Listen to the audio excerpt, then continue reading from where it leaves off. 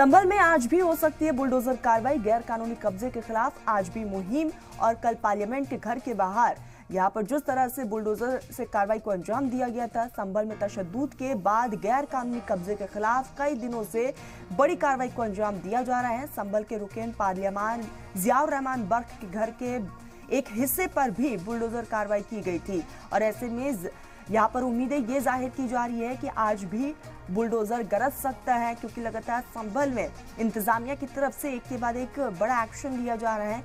ये देखिए कल की तस्वीरें हैं। हालांकि इस बीच जो है डीएम, एसपी समेत तमाम अधिकारी मौके पर मौजूद और सभी की मौजूदगी के साथ यहाँ पर बड़ी कार्रवाई, बुलडोजर एक्शन थमने का नाम नहीं ले रहा है। तो संभल में आज भी हो सकती है बुलडोजर कार्रवाई। गैर कानूनी कब्जे के खिलाफ लगातार ये मुहिम प्रशासन की तरफ से चलाया जा रहा है।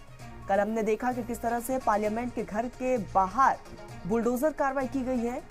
संभल में तशद्दुद के बाद गैर कानूनी कब्जे के खिलाफ एक के बाद एक एक्शन प्रशासन की तरफ से लिया जा रहा है, इंतजामिया की तरफ से लिया जा रहा है। और कल संभल के रुकन पार्लियामान जियाउर रहमान बर्क के घर के एक हिस्से पर भी बुलडोजर कार्रवाई की गई। हालांकि इस बीच जो है जियाउर रहमान बर्क का बयान भी सामने आया, जिसमें उन्होंने इस बात का जिक्र किया, कहा कि ये साजिश के तहत कार्रवाई की जा रही है।